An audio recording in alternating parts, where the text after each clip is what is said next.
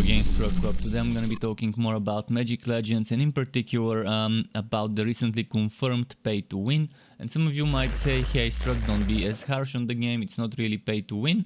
Well, I'm gonna get to that part, I'm gonna explain why I think it's pay to win. First, let's look at all the things that they've announced in terms of cash shop and stuff like that. So they've posted an article a few days ago, like almost a week ago, Magic Legends, currency exchange, broker and Battlepass. Let's start with the currency exchange. The currency exchange is the system that facilitates the conversion of the earned refined Aether currency, which by the way is a time-gated currency, into the paid currency called Zen, and on the flip side converts Zen into Aether at a community-driven rate. Unrefined Aether is earned from completing overworld activities and missions or as Battle Pass rewards. More about the Battle Pass later, which is another annoying thing, and will refine automatically. Each account has a daily Aether refinement cap of 50,000, which is actually an increase from the closed beta, thankfully, and the maximum Aether storage cap of 2 million, which again, I think those caps just shouldn't be there, but I understand why they put them because of this exchange system. And even then, those caps are just bad, and they're just plaguing the industry with such annoying limitations. So the exchange Aether for Zen or Zen for Aether happens when you go to the main menu and select wallet, and here you will see the various currency balances and the currency exchange icon. And you would only be able to exchange Aether for Zen if someone is offering Zen. If someone starts offering Zen, that's when people would start exchanging for Aether based on the rate that has been set, and there's gonna be some limits between minimum and maximum, I guess, but it's gonna be community driven. Upon opening the currency exchange menu, you will see tabs for buy Zen, sell Zen, open and history, and that's where you can place buy-sell orders for both currency, view the open market offers and track your exchange history. So if you're familiar with games like Guild Wars 2 and how people exchange the crystals or gems, whatever it was called there, that's the same system, exactly the same system. It's a copy-paste from Guild Wars 2's currency exchange system. So if you place a buy Zen order, you will make an offer into the community to provide X refined Ether to receive Y Zen. Sell Zen order will provide X Zen to receive Y Ether. Regardless of buying or selling, the offer you make will show up in the open tab, which is visible to other people, other players, and if the demand of another player matches your listed supply, you can complete the exchange. And that's kind of how it works. It's not too complicated. As an example, if you want to purchase the premium battle pass, you could earn 8 Ether from various gameplay activities, progressing through the free battle pass tracks as you go. Once you've earned enough Ether, you can enter the currency exchange, make the Ether to Zen conversion at a market rate from another player, receive the Zen and buy the premium battle pass, unlocking all the premium track rewards from your unlocked BP levels. And here comes the broker, another system in Magic Legends that allows you to kind of do some trading. And basically you can leverage an earned in-game currency to purchase Zen store items and more. The broker acts as an intermediary that facilitates trades among planeswalkers. You can sell various items to the broker for an immediate payout of gold. And the quantity of items you and other players have sold will then be reflected as inventory in the broker for other players to buy with gold. Gold is acquired via enemy drops, skirmish and mission rewards and battle pass levels. So the way I understand this, you can buy items with Zen and then sell those items for gold. I hope you're seeing where I'm getting at here, how that's overpowered and pay to win. More about that later. Items that the broker will buy sell include spell pages. I'm gonna repeat, spell pages. You buy Zen and you sell spell pages for gold. Yeah, you cannot buy new single spell from the broker. You can only buy pages to upgrade a spell you have already unlocked. Spell pages bought sold via the broker must be transacted in stacks of 12. The gold buy-sell price shown in the broker reflects the stack price, not an individual page price. Word enchantments of all 3 difficulty tiers can be bought sold through the broker. As discussed in our difficulty prophetic quill block, that's from the devs, you can check that link later. These enchantments can be applied to missions at higher difficulties for greater rewards. So yeah, this doesn't seem overpowered, but it still kind of is, because it's time gated how fast you craft a word enchantment, and since you're limited to X enchantments per day or per 2 days, obviously this could be in a way pay to win, because you're boosting your mission, making it reward more by taking the world enchantments that other people crafted with their time gated prophetic quill. So yeah, kind of bad, again, another bad thing, so 2 out of 2. Then unlocks, unopened booster packs. Unopened booster packs are contained in your inventory, the bag icon on the main page of the store. Class unlocks from booster packs. Class unlocks are contained in your inventory, the bag icon on the main page of the store. Choice packs, trade artifact spell from booster packs and the Imperium store. Choice packs are contained in your inventory, the bag icon on the main page of the store. You cannot make a selection from a choice pack, then sell the single trade artifact spell you've received on the broker. So basically you can sell the packs, but you cannot sell what's inside those packs. And those packs are kind of interesting, because you can see there's something that is referred to as trade, but traits are class specific things that you unlock when the class is level 30. And you put in a slot. Are there gonna be special traits that are not that are different than the class traits? If yes, wouldn't that be a bit overpowered? We'll see how that is. And then there's artifacts that you can sell, but as the choice pack, not as the separate artifact. And then spell from those booster packs. So yeah, that's gonna be interesting. This I cannot tell you whether it will be overpowered or not, but booster packs in general could contain packs that boost a specific spell or something like that. There are also boosters that boost your mission rewards and so on. So I think that might be a bit overpowered, but at least you're gonna buy that for gold. But if you spend enough Zen and sell enough of those things, for gold, you can then use the gold to buy other things, but more about that later. Then buying, selling items on the broker requires the consumption of a trade token for each transaction. Beginning in open beta, you gain 10 trade tokens per day and can hold a maximum of 30 at a time. Specific to spell page transactions, upgrading the etheric core in your realm will allow you to trade more stacks of spells per single trade token used. The broker buy-sell prices for each listed item have established floors and ceilings and will fluctuate between these values based on supply and demand, which is actually very nice. If only Zen wasn't in the mix, with some monitoring for exceptional circumstances. The broker functioning this way allows you to continually sell items like page stacks for a spell you have maxed out or don't currently use, and continually get gold to put towards another spell's pages or other items on the broker that suit your needs. And now let's talk about the battle pass that was previously mentioned.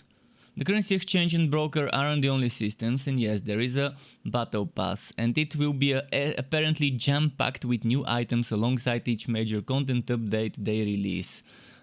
Starting at open beta launch, the battle pass will feature 50 levels of rewards and include both free and premium tracks, and the free battle pass track will include character and creature summon cosmetics, various in-game currencies, spell pages, relic fragments, or upgrading loadout components, and even a new trait for your loadouts. The premium battle pass track will cost 1000 Zen, feature all of the free track rewards, additional character and creature cosmetics, and some other rewards including a spell and artifact. I'm sure you probably may not understand what that means if you've never played the closed beta. I'm gonna try and not mention things that have not been revealed by the devs themselves, but First of all, I'm gonna talk about how bad it is that we have daily and weekly login zombie system. You miss a day, you miss rewards, you can't level up your battle pass, you're fucked. You miss a week, you miss a lot of battle pass XP, you're fucked. Basically, you're a login zombie. You have to log in, you have to do missions every day. They think that their game is not fun enough, that they're forcing people to log in by doing daily and weekly missions. They probably think that people wouldn't log in into their game if they don't give them daily and weekly rewards. That's not the way you handle daily things. A good example of a daily is the first X missions each day give you extra rewards, which by the way they have, but they sell it. They sell it as a booster. They sell it as a mission booster or whatever it's called. They mentioned that in this article somewhere. But yeah, this is bad. Just by itself, this battle pass is terrible. I've never been a fan of battle passes. They force you into logging into the game. They force you, if you don't log in, you're gonna miss out on things that could be important, like this new trait they mentioned, or the new artifact, or the spell that you could unlock, which you could unlock by grinding, so that's not a problem. But if the artifact is battle pass exclusive and you cannot get it unless you participate in this first battle pass and it doesn't return into the game, or the same goes for that trait. If you can't get that trait, if you miss some days or weeks, you're fucked. You're missing on a ton of rewards. So they're betting on fear of missing out to force players into logging in. This is pretty much, as a developer, you're admitting defeat the moment you start forcing players to log in every day. You're saying, hey, my game is not fun enough for you to log in to play it, so in order to make it more rewarding for you to log in, to force you into logging into the game, here's those daily and weekly missions. So at least now you have a reason to log into the game. A game should be fun enough that people would want to log into the game to play it without getting forced into daily and weekly missions, without battle passes. But hey, they gotta make money, and it's a free-to-play game, so battle pass is an easy way of making money in a free-to-play game.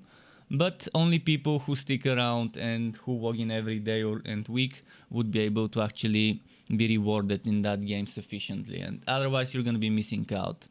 So the more I hear about that game, the less the player in me wants to play it. The content creator in me would still want to play it to show you some things, but again, I'm not gonna be playing much of it. Battle Pass levels are advanced by completing daily and weekly challenges to earn Battle Pass XP, as I mentioned, and those objectives are different. It would ask you to do a specific mission from the story, specific ordeal, or a skirmish, or it would ask you to kill certain enemies with a certain spell on a certain class, with a certain deck, which is super bad, to force you into playing classes you may not want, or to force you into using spell types or enchantments or whatever that you may not want. But this is the thing, it is how it is. There's nothing that you can do other than ask the devs to change some of those. Hopefully they've taken some of the feedback from closed beta and reworked some of those daily missions to be actually less specific in terms of making you play a specific class and so on. They're saying that they crafted these systems and others to offer us complete control over our experience across the entirety of Magic Legends, and that their goal always has been for Magic Legends to be fully playable and equally fun for all players from beginning through the end game without the need to spend a dime. Yes, that is true, you don't need to spend a dime. But the ones that do spend a dime would have an edge when it comes to PvP, when it comes to the competitive aspect of the game. I don't care about competitive myself, but I do care about PvE and some of the things you can get from the Battle Pass, and I do feel like I would be missing out if I miss 1 or 2 weeks, and then the Battle Pass disappears and I'm not able to level up that Battle Pass because it's time gated and I have to do daily missions instead of just let me play. If I want to play 20 hours one day, or if I want to play 10 hours on one weekend day and 10 hours on the other weekend day, let me do it and earn as much XP as I want. Don't make me spread out my Battle Pass progress by logging in every day, every week. Do you see how games like Paladins and Smite do it? you can get some bonuses by logging every day, but those are not how you get your most Battle Pass XP. You can do a ton of games every day and get a ton of XP. You can do a few games every day and get a few XP every day, or you can do, maybe if you have 2 days off in the week and you can't do weekdays but you can do weekends, you can just grind more during the weekend and then get your Battle Pass leveled up then. But no, they decided to go for the cheap way of forcing people to log in every day and every week. They want us to be login zombies, and I don't like being a login zombie myself.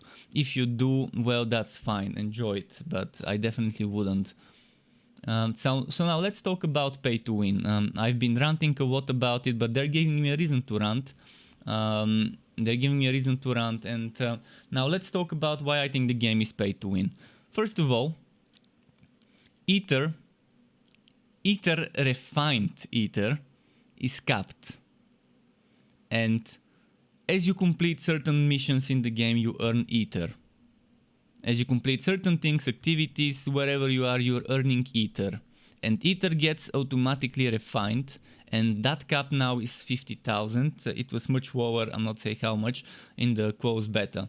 You get that refined Ether cap of 50,000 a day. Then you can exchange Zen to do that, which means you're skipping content and you're getting this Ether. And this Ether is super important for many things. First of all, to level up your base structures and stuff like that.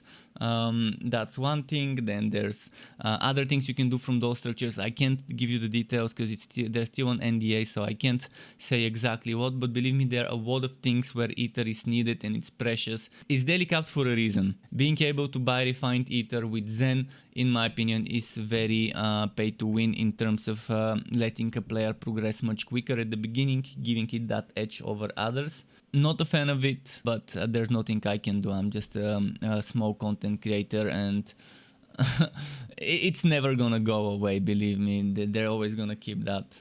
I tried to explain how it's pay to win, but it's gonna be hard to give you specifics during an NDA, and I have to tell you to trust me on that Ether is super important, and having that daily cap. First of all, daily caps.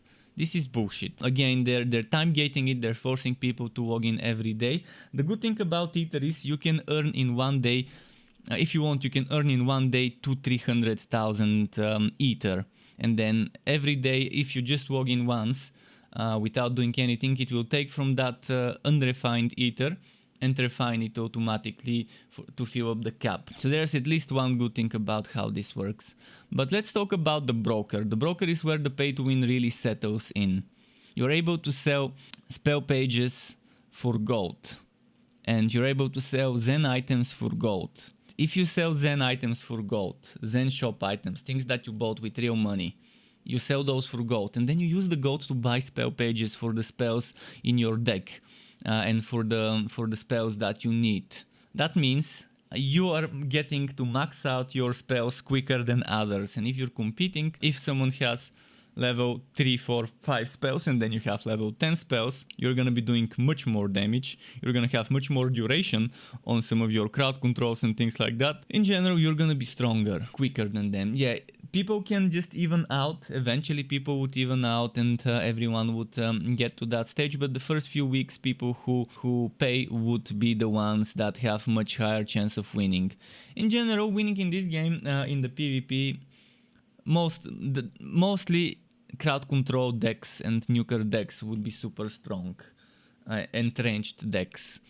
Close range is not as great if you can kite. And believe me, in the PvP, every deck and every class has the chance to win if played well by the right person. But in general, crowd control decks would be super strong. You can sleep your opponent and just prepare a nuke.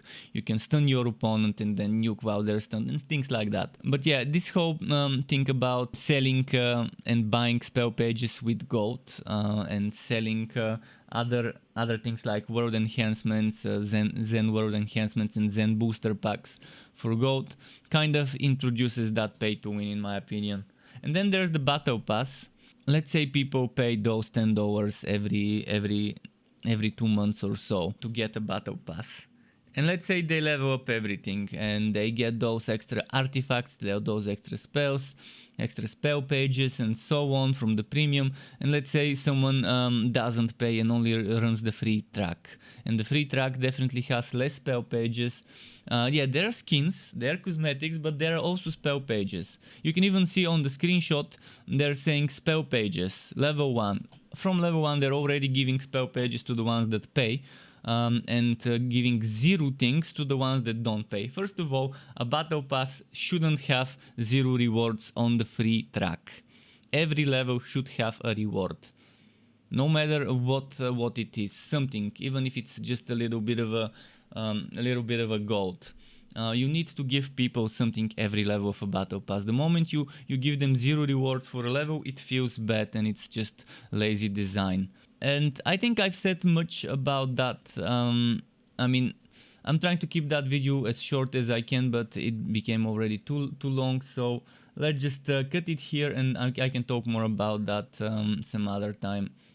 To get notified when I upload more content for this game or other games like this one, which would be wooters of all varieties, isometric, third-person ARPGs, wooter shooters and all sorts of wooters like that, you could subscribe to my channel and hit that bell button to not miss out on my content updates. And optionally, you can even join as a member of the Struck Club on YouTube as a channel member to get access to exclusive perks such as special emotes custom made by me, special badges custom made by me that represents how many months you have been a member for, as well as opt-in of editing tutorials that I can give for Photoshop, Adobe Premiere, as well as shoutouts and things like that. And I would like to use this part of the video to thank all my YouTube members and Twitch subscribers. Thank you for supporting the channel and keeping me going. Thank you also for watching this video, everyone. Keep it cool, Struck Club. Until next time, and goodbye.